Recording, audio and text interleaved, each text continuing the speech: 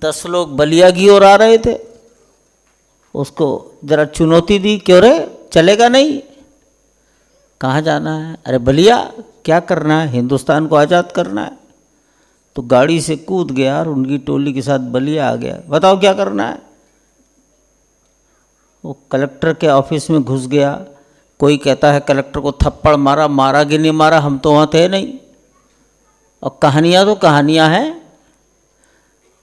कुल मिलाकर कलेक्टर को कुर्सी से खड़ा कर दिया, कुर्सी पर बैठ कर कह दिया बलिया आज़ाद हो गया। अभी यह कह रहे थे कि आगरा इतने दिन तक, अभी तो गांव का किसान था। तो देश के हर नागरिक ने कुछ न कुछ किया है। 76वां यानी अमृत महोत्सव 1947 के कालखंड को लगभग 75 साल यानी 2022 तो देश में एक अभियान चला। हजारों स्थानों पर लोगों ने आज़ादी के बारे में बोला, गाथाएं पुरानी जिनको समाज नहीं जानता वो बातें बोली गई। मुझे भी ऐसी 1-2 सभाओं में अयोध्या शहर में रहना पड़ा। तो चलो एक अच्छा प्रयास था।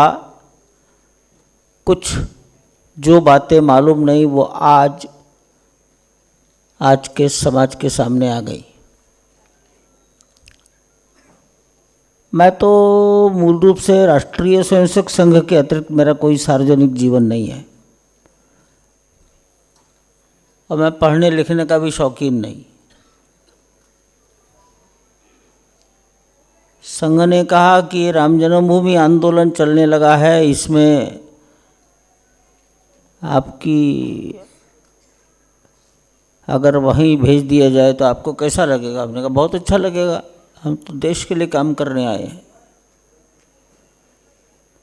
और मुझे आगरा भेज दिया था। मैं यहाँ रहा लगभग 5.25 साल। अब यहाँ आशुतोष ने मंगल पांडे की चर्चा की। आप लोग अनेक लोग मंगल पांडे के बारे में सुनते होंगे। मेरठ में उसकी एक मूर्ति लगी है ना, मेरठ में लगी है। अब मुझे बलिया जाना पड़ा, पटना जाना पड़ा। तो बलिया में एक कहानी चलती है चित्तू पांडे की। अब ये चित्तू पांडे कौन है? एक किसान है। गांव के लोग सुनाते हैं कि बैलगाड़ी से कहीं जा रहा था, 10 लोग बलिया की ओर आ रहे थे, उसको जरा चुनौती दी, क्यों रे चलेगा नहीं, कहाँ जाना है, अरे बलिया क्या करना है, हिंदुस्तान को आज़ाद करना है। तो गाड़ी से कूद गया और उनकी टोली के साथ बलिया आ गया, बताओ क्या करना है। वो कलेक्टर के ऑफिस में घुस गया। कोई कहता है कलेक्टर को थप्पड़ मारा, मारा कि नहीं मारा, हम तो वहाँ थे नहीं।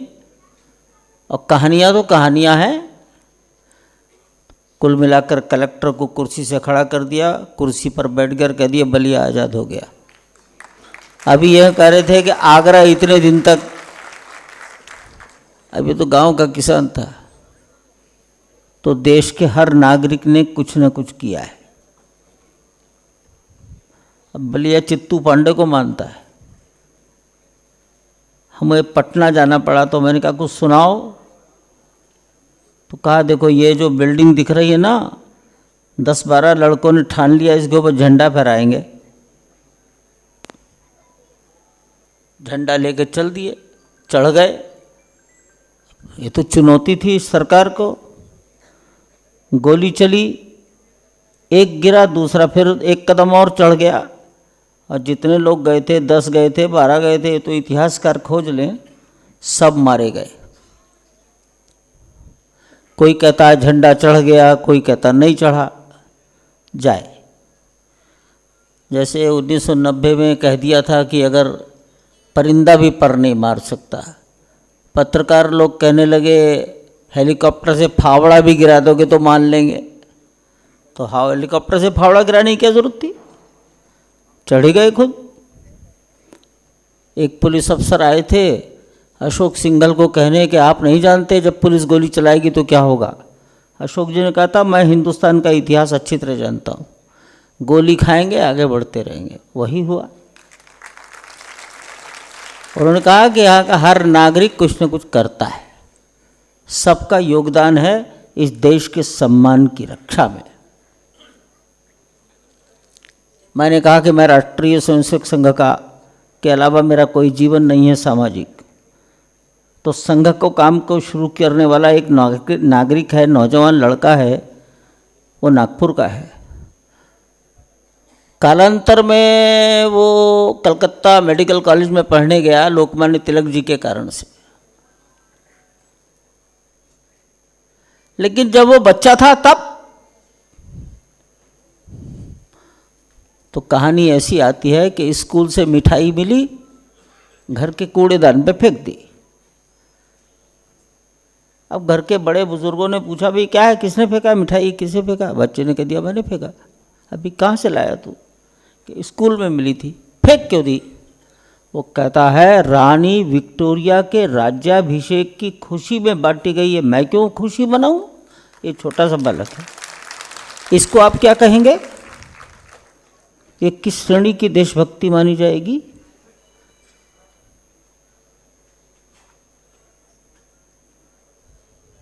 छोटा सा बड़ा होता है थोड़ा सा।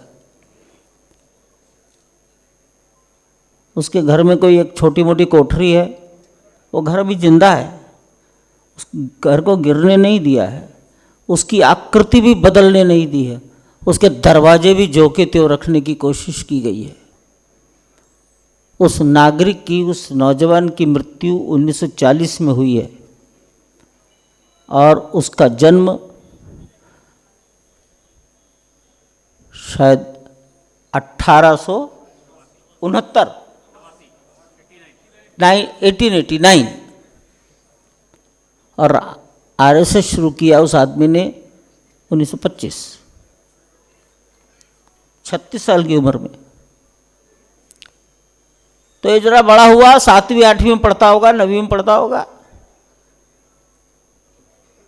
घर की एक कोठरी बंद है, बहुत दिनों से बंद है। क्या बात है, घर की कोठरी बंद है, मैं कमरा नहीं कह रहा हूं।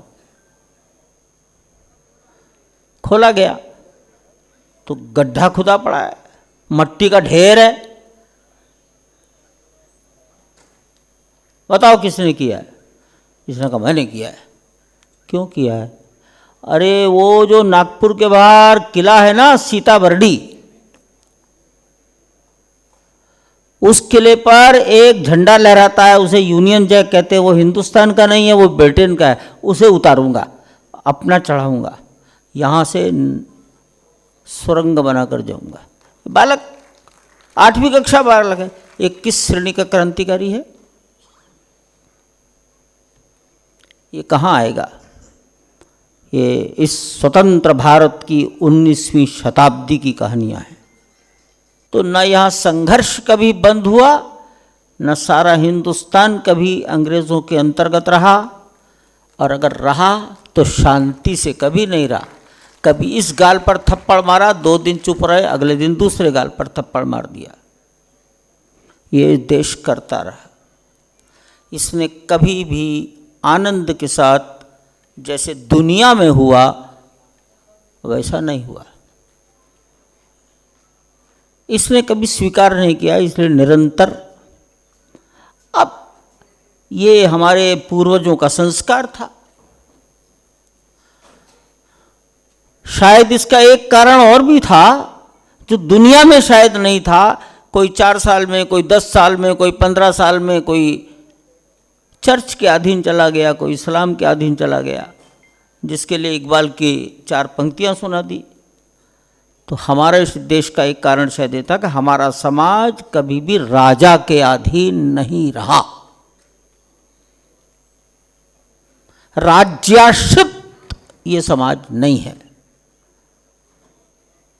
ये समाज अपने जीवन की प्रेरणा कहीं और से लेता है। जब दिल्ली में बोला जाता था दिल्लीश्वरो वा जगदीश्वरो वा, ये कौन सा काल है? ये तो बहुत पुराना काल है, 1857 से पहला है। तब तुलसीदास जी ने बनारस में राजा रामचंद्र की जय,